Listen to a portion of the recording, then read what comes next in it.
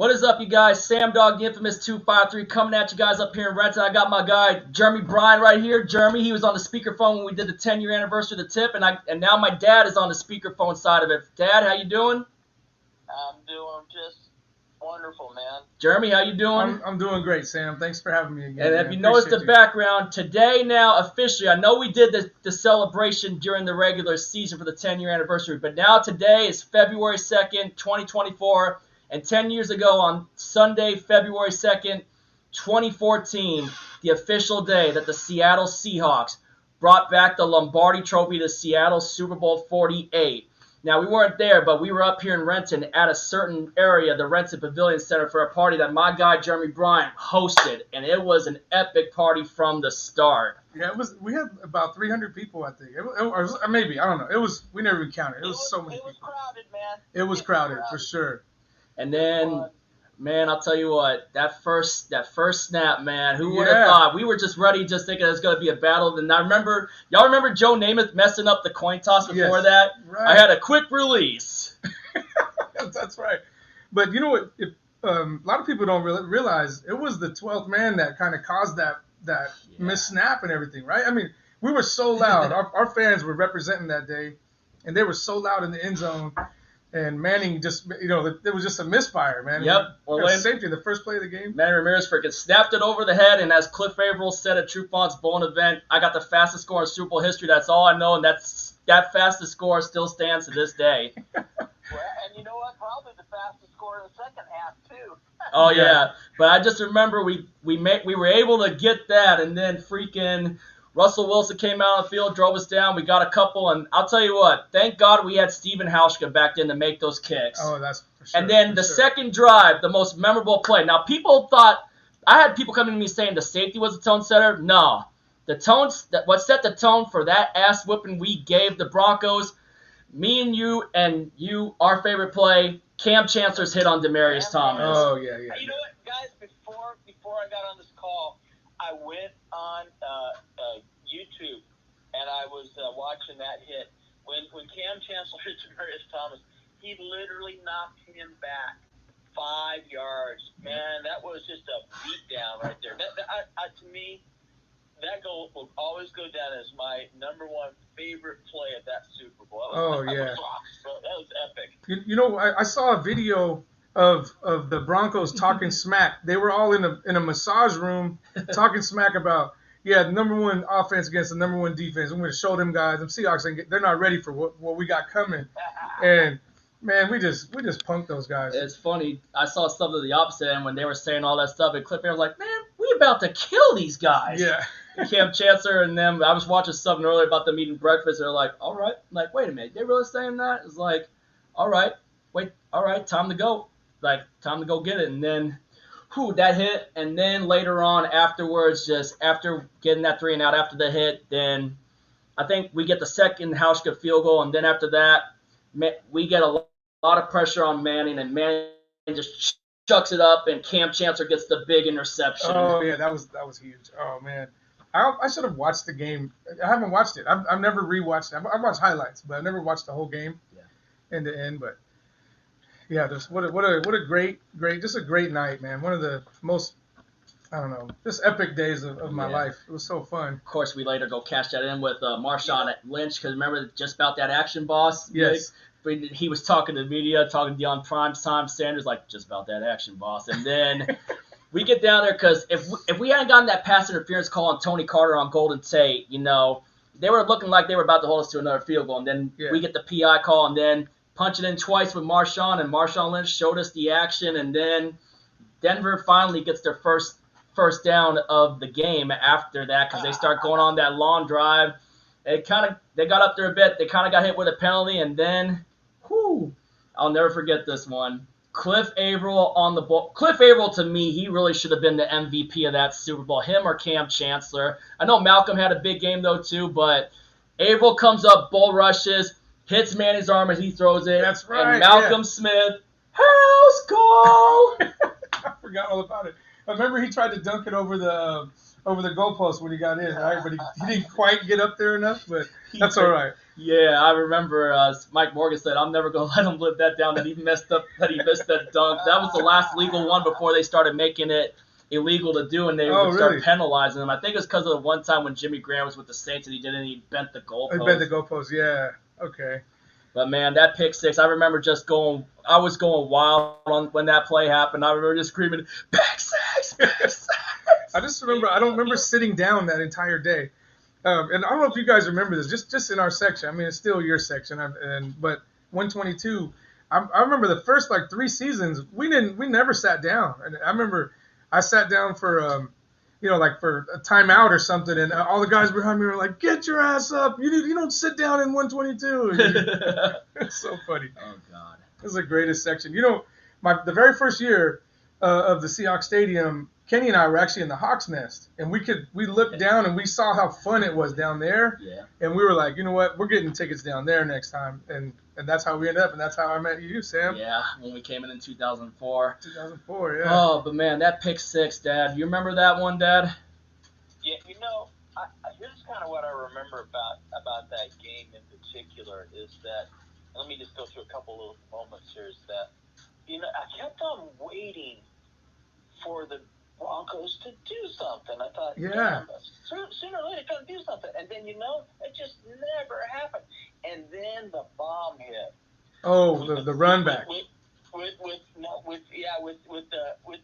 the second half kickoff. Yep. And once Percy Harvin cruised down that field, got a touchdown, I said, "Damn it, this thing is over." Yeah, they're not going to score. 12 seconds into each half. It's freaking over.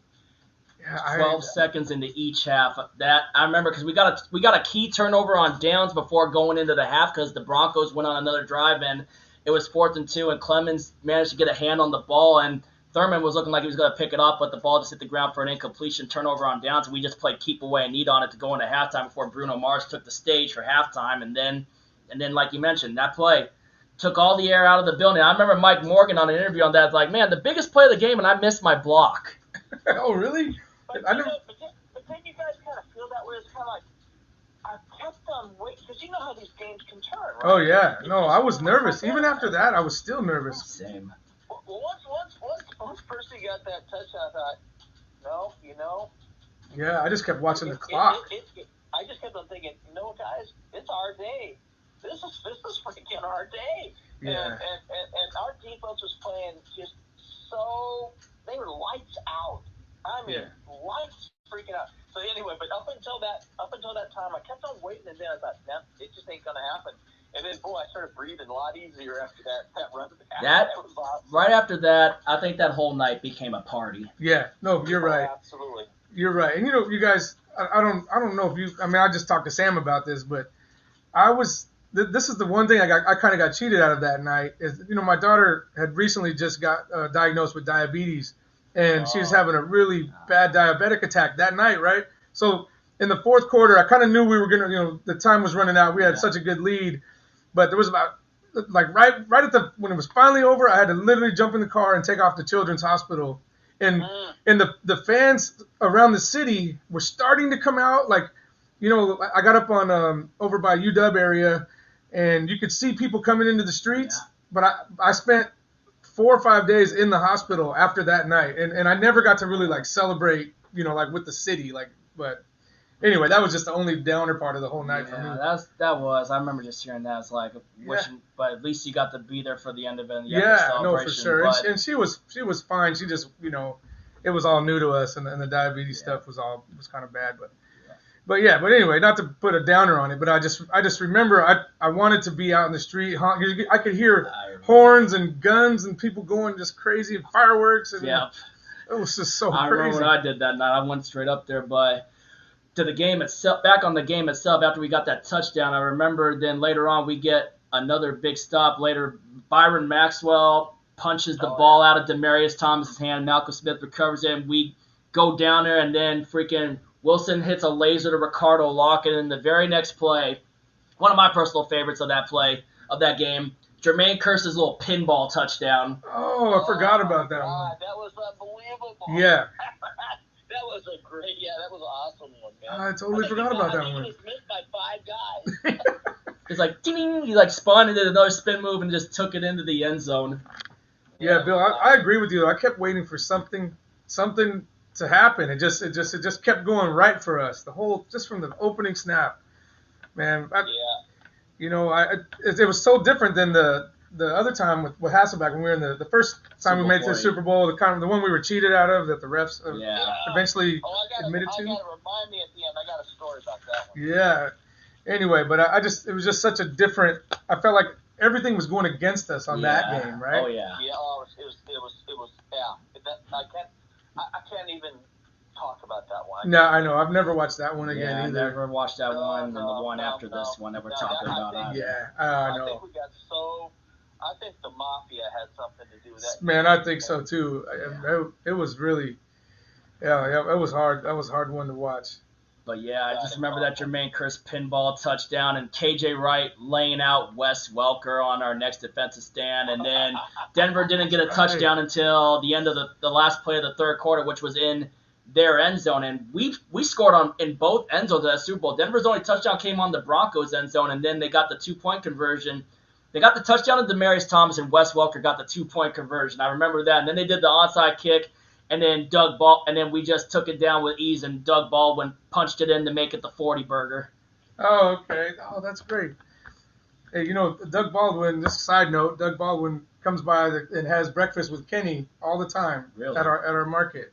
Yeah, he has his office just down the street. It's kind of cool. Oh, man, that's awesome. I know, and, you know, Kenny's always like, hey, man, don't bug him. You know, I get all excited when he comes in there. I try to leave him alone, though.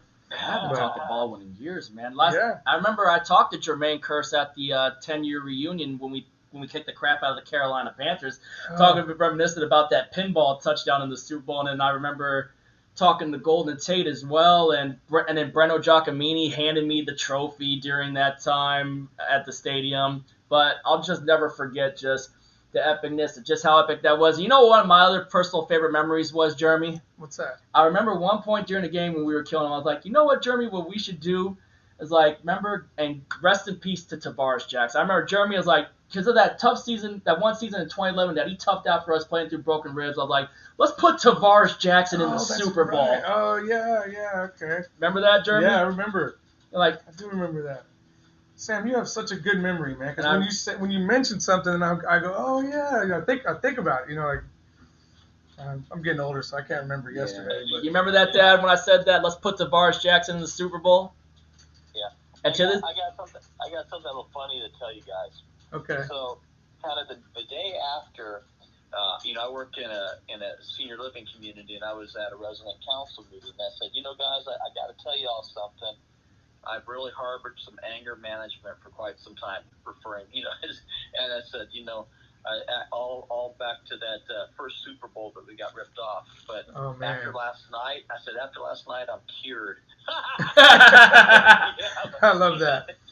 No, you're exactly right. You know, we were all cured. As time has gone on, I don't take the losses as bad as I used to. But that first Super Bowl, I had a vacation plan, so. Richie Sexton from the Mariners had a huge party, and Brett Boone and I we had made a side bet, and I couldn't believe he was betting against the Seahawks, but he's not really from Seattle. Anyway, we got this huge fight. The whole thing happens. The Seahawks end up losing, and Brett Boone is taunting me, and it was just this big mess. And I had to get on a plane a couple hours later and go to Mexico, and I should have been happy about that, and I was pouting on the beach for like a whole week. I was just so upset. But yeah, you're right. The win, it just made everything better. It sure did. Yeah, that Sam and I were at that we were watching that first one together. My wife, she was so mad at me because I just was livid that whole game because you know when you know football, yeah, you know look. People could say, you know, you're biased this, you're biased that. I'm sorry, guys. Close your ears. Bullshit. Yeah. You know what? Bullshit. Yeah. That game, you know, if our team had a butt whipping, I can accept that. I really can. You know, we get our butts pounded. You know, hey, okay, I can accept that. But you know what? That game, we were the better team at every time. Every time. From the Every offensive pass interference to Daryl Jackson. And my dad was just talking to Daryl Jackson about that recently. God. Oh my God, Daryl Jackson, when Jeremy Stevens caught the ball on the one, and then every time we had a big play, they made up a play. I'm sorry, guys, I can't even go there. Yeah, no, you're right. I've never seen The a game fantasy block on at any Hasselbeck. level where clearly the refs screwed us. And to this day, I could go to any Pittsburgh fan and say, "You tell me one penalty you had against you." Right. You can't remember. They can't remember. I can tell you, I can remember a lot. How about this one? Tripping on Hasselbeck. Oh yeah, tripping on Hasselbeck after an interception, right? Yeah. Yeah. You guys know Kenny had a little T-shirt company, and he made T-shirts that were like a picture of the ref holding a terrible towel, and it was just. I gotta show you guys one of those T-shirts. They're pretty cool. But yeah, back to the fun memories of, right, tonight, though. Let's get back. I say that just to sit back and say, honestly, the next day I felt so good. The thrill of winning a Super Bowl. Oh my God! I mean, is there anything bigger in sports? No, there's nothing bigger. No, nothing. You think about the Seattle fans. I don't know. I'm sure you guys are aware of this, but like most of Alaska, you got Montana, Idaho, Oregon. Yeah, all these. It's all Seattle Seahawks fans, and even into Hawaii, and Canada for sure. Yep. And I mean, it represents so many people, and just people like my wife sometimes. She's a sports fan, but not like crazy like me. But she just didn't. You don't really understand it until you experience a moment like that. Oh yeah. When you have millions of people that are all pulling for one thing. Yeah. And they, and it all comes together finally after years and years of heartache and man. Yeah, all the losing years back in the 90s and what all the people suffered back in the early beginnings in the 70s and the 80s. Yeah. It's frustrating years in the 80s. So we got Chuck Knox and then Holmgren taking us to a whole new era of winning, and then Pete Carroll coming in and just really turning the show around. But I'll never forget just that entire night. I remember, Dad, you remember what I said when we were coming on the final seconds of Super Bowl 48, what I said to you during the final seconds, remember? Remember I said, Dad, I figured since we've been by Jeremy for most of the biggest moments of Seahawks history, we need to be right by Jeremy for the final seconds as we're about to win our first Lombardi trophy. And I was one side, Jeremy, and you were on one side, kind of like what we were when the epic Beastquake happened, when you were rocking us side to side. Yeah, oh, man, it's such good times. Jeremy, you know what? Let's finish that thought that you were having, because I know where you were going with that, about all of us together and feeling that. Yeah, man. It's something that's not. You can't really explain it, and it's so rare, right? So, and you have all these people who put their heart and soul and just their emotions. And if you're not a big sports fan, you kind of don't really get it. But I've seen people. I've seen this analogy too. In fact, Kevin Calabro, the great voice of the Sonics. Yes.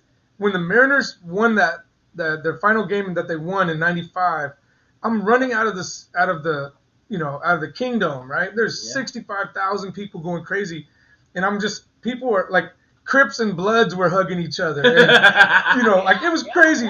It just brought peace and happiness to. I mean, the city was going crazy, and I just out of all those people, I'm high-fiving this guy, and it just happened to be Kevin Calabro, and I couldn't believe I randomly bumped into him, and we were hugging, and he was. I mean, people who would never ever interact with each other in normal life were just so excited and so happy. That's how epic that night was. Well, to me, that right there, what you just said, is such a beautiful thing, right? Yeah.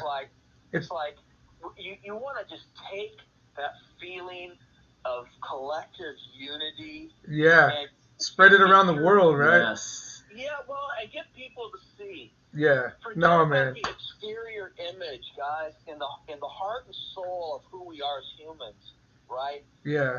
We're more together, and it's just like it's a simple but beautiful thing that this common spirit and goal has, and how it brings people together. I agree with you. It's you see it so clearly in those moments, and you think, gosh, why can't it be this way all the time? Yeah, it should be this way with everything. You are so right on that. That moment right there, that Kevin Calabro moment, is that's the moment I've wanted to work for the Seattle Mariners, which was I was like, Oh my God! I mean, I became a mega Mariner fan after that. Yeah. You know, and I was already a crazy Seahawks fan. Yeah. And you guys would appreciate this. I may have told you this already, but Chef Mac McNabb of the Seahawks, even the chef of the Seahawks for many, many years, and he is a huge Mariner fan, right? Yeah. And I was a huge Seahawks fan. So when we actually got to meet, I brought him down to the Mariner kitchen, and he brought me to the Seahawks stadium. Yeah. Anyway, we're still friends to this day, and he's retired now, but his son Stuart, who's now the chef of the Seahawks, and Stuart and I are friends, and we stay in contact, and then just all these incredible moments, you know. It's so just awesome. Yeah, it's just fun, man. Nothing ever compares to that, but man, I'll tell you, I remember that big moment. I was showing Jeremy the video you were filming that night, Dad, when we were all going crazy when I hugged his dad, and then the ending hug where Jeremy just lifted me off the ground and just, oh man, just the culmination of just how what this meant to all of us and what this meant for Seattle. Just, I mean, it just makes me. I mean, great. Granted, we have what we are now, but I'll tell you what. Just that night, it's like just the fact that I know what happened the next year, which we won't get into that, but it's like the fact that we suffered for all those years and finally got that win. It felt so good, just at least that we got to see one happen in our lifetime. Yeah, no, you're exactly right. You know what, guys? It's weird, but there's so many things in these moments that we can learn about life. And really, what makes life special is what the three of us have, and it's called friendship. Yeah. And shared memories, And each one is precious, and it really shows you just, how much you need to hang on to friendships and cherish them. And, and there's these special moments. They ask Detroit, you may never get them. Right. Oh, man, I was pulling for those guys. Man, you gotta, I feel for, you gotta grab a hold of them, appreciate them in the moment. And Sam, I'm glad you wanted to celebrate, because it's just, it was like yesterday, reliving all those moments and keeping these things alive. And you know what? And we're gonna, we may never get it again, but hopefully we will. But I think the most important thing to grab out of all this is that, you know what? Think about this. It's been 10 years, and you know what? We're friends today, just like we were back then. Yeah, no, that's the most important thing. Thank goodness for Sam, who could just bring back all these memories just off the top of his head, which is incredible. Because, I wouldn't even have remembered. Sam, I forget my kid's birthday, so I'm glad that you can remember these kind of things, Yeah. And then I'll never forget the parade afterwards. I remember with how cold it was. I remember I went by that tunnel. My toes were freezing, man, and and just being in that around the corner, and I remember 4 days before that Super Bowl when Cam had used a picture of me in it for a Throwback Thursday, and then when he's coming out of the tunnel, I'll never forget, I'm the first fan he actually came over to in the stadium celebrating. Wow, that's so cool, Sam. And then, but I remember that night going into Seattle, and thank God to this day I did not park my car. I did not go into Pioneer Square. I kept my car on First Ave. I remember walking. I thought the celebration was going to be right at the stadium. And it's like, no, but I hear Al's Gourmet still playing music, and I keep going up, and I get into Pioneer Square. It is mob, people on top of the pergola. I remember I said, I'm going up to Seattle if we win this game. And I remember I told my mom, I was like, I don't care if, granted, I'm not there. It's like, I'm going to Seattle. I saw Dave X big video from the final seconds when the Hawks won the Super Bowl from inside the stadium. Obviously, Norcam, and obviously we also can't go without saying, God bless Mama Blue, who been there since day one, and she got to see it happen in person. God bless the late, great Mama Blue, and we're always going to keep on keeping on. I don't have that bracelet on, but that for Mama Blue to get to be alive to see that, that was everything too, But I remember just going up there, I'm partying with a bunch of 12s, and then I remember the Mustang convertible. I remember in there too. I remember this one girl. I remember she grins me, and I freaking made out with her. And then I remember I get back on the Mustang. I remember there were like 4 girls on there, and then I remember I'm making out one, and then next thing you know, I get out. All of a sudden, once I get out, the blonde girl in the driver's seat all of a sudden pulls me in, and I'm making out with her too. That's what I'll never forget about that night. It's like, you see, it brings happiness and love at the same time. Sam, I'm a little worried about you. Right? Hey guys, I gotta be kicking off the call. I got some family thing here, but it's great catching up to you. Thanks, It bro. was Thanks, great, man. great talking about the game, and I look forward to us getting to another Super Bowl and doing it Yes. again. And Yeah, I look with, in the forward to Mike seeing McDonald you, with the Mike McDonald era Seahawks now, and we just Yeah. hired Leslie Frazier as an assistant head coach. But yeah, Dad, thank you for coming on and doing this. I wish we could have all gotten to do this in person, but it's like I wanted to get Jeremy here. Yeah, Good thanks, to have thanks you on. for having me. Good to have you on the speakerphone end of the video this time, like 2 weeks ago, Dad. Alrighty, guys. All right, bud. You guys all take care. Have a great weekend, man. You too, bud. Go Hawks. Bye, Dad. Love you. Bye-bye. Love you guys. Bye-bye. Love you.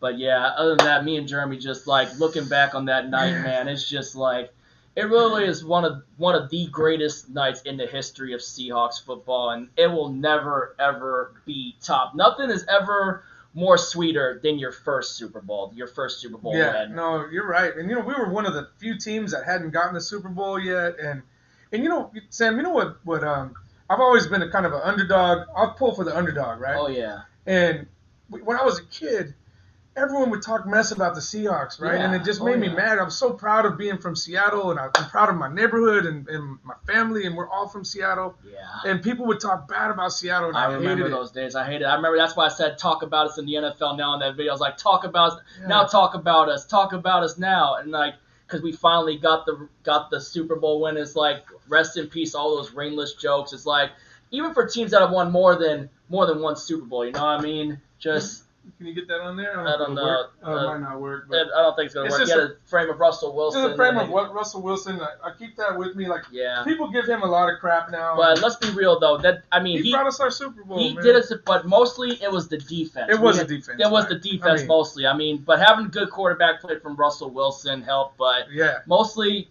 we don't win the Super Bowl without that Legion of Boom defense. No, that's true. In fact, a TikTok came up randomly on my phone yesterday, and it was just two people who were not Seahawk fans talking about that was one of the greatest defenses ever, and it'll go down in history as like, it'll just always be talked about. That will. Legion of Boom was just ridiculous. Camp And shit. you and I need to go to the restaurant. They got a restaurant. Yeah, I was thinking about heading up there after this. Oh man, dang Sam, Man. I know this has been fun. I appreciate you bringing me on here because man, this is some of the greatest days of my life. Yeah, you know what we I haven't mean? had anyone in the chat though, but I mean, whoever's watching it though, man, it's just thank you for coming in. It's just like to reminisce about that epic night. I mean, that's why I do these streams, That's why I do shows on an anniversary to talk about these great moments in the Yeah. history of our team, I mean, we'll never stop living in the past of that too. I mean, it's awesome. It's awesome to go back just reminisce. I mean, Right. even take those old 49er fans to talk about their 5 Super Bowl rings, and they may have a chance at a 6th one for all we know too. I mean, depending on what Pat Mahomes and those Chiefs do this coming not this weekend but the next weekend in Las Vegas, which I hope it's a good game too, But Right. Are you going to the game, Sam? no, of course I'm not going to the game. I'm talking about because that's the Super Bowl. I'll probably be watching with my dad. Yeah, but that's good. just the memories that we have. That's why I did the stream a couple weeks ago where Jeremy was on the speakerphone side of it when Sherman tipped us to that Super Bowl, and now my dad was in California, so we had to get him on the speakerphone side. But just so many great memories of that season. I'm gonna watch that Super Bowl Blu-ray again later when I get home. Oh, that's good. Yeah, I'll have to borrow that from you because I don't know if I must have it somewhere, but it's on YouTube too. You can watch it on YouTube. They got the whole thing on YouTube. oh, they too. do. Oh, I didn't think about Super that. Bowl 48 champions. That's where you got to type in. It'll come up on there. I'll never forget Richard Sherman's talking in there too, man. Just when Percy Harvin took the kickoff back, that's a bad boy. They don't got a chance. And Yeah. Oh man. There's so many great memories. Your dad was so right about like we kept waiting for the Broncos to do something and just nothing ever happened. It's just like man, they didn't. it was awesome. There's one other guy. If we can get a hold of him, I'll tell you what. To get him on there, he was actually there that night 10 years ago too. See if we can get Norbcam on this call maybe if he can pick up his phone. Because I know when I went to MetLife Stadium earlier for the Seahawks Giants game, I FaceTimed Norb the night before for that Jets Chiefs game saying, hey, so tell me what happened when Right. you were in there, but I wasn't in quite a right angle because I was trying to get a feel for MetLife Stadium that night before the Seahawks Giants game when Witherspoon had his masterpiece performance. Hi, this is Norm. I had no answer from Norb, but oh man, he's like, sorry bro, I have PA announced a high school game, but yeah, but I remember just going in there. I remember then years later, like when I went back in 2021, and y'all remember that video I did when I was out in front of MetLife Stadium reminiscing about that Super Bowl the first time I got to see the stadium. I'll never forget this worker Bob. Was like, I brought my 12 flag. I brought the jersey I had on the night that I was in Renton at the watch party that you had, and I wore that. Had my 12 flag. The guy took my picture. I remember the guy's like, "You're from Seattle, right?" And like, yeah. And then before he took my pictures, he went into storage and got me the leftover souvenirs that didn't get sold that night at the Super Bowl. And I still have some. Yeah, really? the leftovers for free. Wow. A friend of mine was at that game, and he gave me some confetti from the, so man. I have that I wasn't there, but. Oh man, I remember Lori. She sent me back some stuff too, but I never got it in the mail too. Some of the confetti was in there too, man. But what a just incredible night for the 12s, and just it brought us all together. I mean, it brought everyone. You already brought everyone just together. Just generational. Like, you think about it, man. Any kid who was like old enough to remember that, like, they are just true Seahawks fans forever now, because you're always hoping that you can get there again, but we will one day. And, that's why with these younger fans that only knew those winning times, it's like the times we're going through now, it's just, it may be rough, but, when you're in that stadium, look up at that Super Bowl 48 banner and let yourself know and remind yourself that in the long run, it's worth it. The support you give, the loyalty, it is very much worth it. I mean, some teams could not say the same thing. I mean, granted, they stayed loyal to when they got it. And I mean, remember when Philadelphia got their first against the Patriots with Nick Foles, and then Detroit getting so close this year. I mean, and then obviously Cardinal fans with obviously then James Harrison and Santonio Holmes happened. Right. Yeah. Oh man, that was terrible. And then Cleveland Browns, Jacksonville, and Houston, Texas. I mean, but Seahawks fans, we just remember, in the long run, loyalty is worth it. You look up at that banner and just remember, your loyalty in the long run is worth it, and it got rewarded, Oh, sure did. Man, you're talking about the celebration. I worked at that time. I worked at Mariner Stadium. Yeah. I could not. There was over 1 million people in that same area. I had to park on Beacon Hill and walk in that. By the time I got down there was just all I could see is people. I wasn't able to get close enough to the stadium and hear any of the. I was just in a sea of people. But that's another. It was cold weather and all that stuff. But it was so exciting to have 1 million people celebrating together. My dad got a hotel in the city that night because I was working at the casino that year. Smart. And I was able to get up there and keep my car parked at the casino, and then we were able to get inside the stadium before it got all crazy. But my God, just looking back on this 10 years from now later, it's just, I mean, I just cannot believe this. Just that's already been 10 years. I know that kind of blows my mind. How old are you now, Sam? 32. I mean 31. I'll be 32 31. in 12 days. I'll be 30. You were 21. I was 21 when we won it. I was 21. When's your birthday? February 14th. Oh. 12 days from now. Wow. Man. I can't believe it. Man, well, Jeremy, thank you. Man. Thank you, Sam. Thanks. Love you too, bro. Thanks for letting me be part of this, bro. Yes. I appreciate it, There's nobody else I would have wanted to have on here than him and my dad for the time being on the speakerphone, but drop your favorite memories of that Super Bowl in the comments below once this live stream is uploaded fully, and we will catch you guys later. If you ain't with it, you ain't infamous. As always, go Seahawks. Go Hawks, baby. Super Bowl 48 champs 10 years later, man. Greatest night of our lives.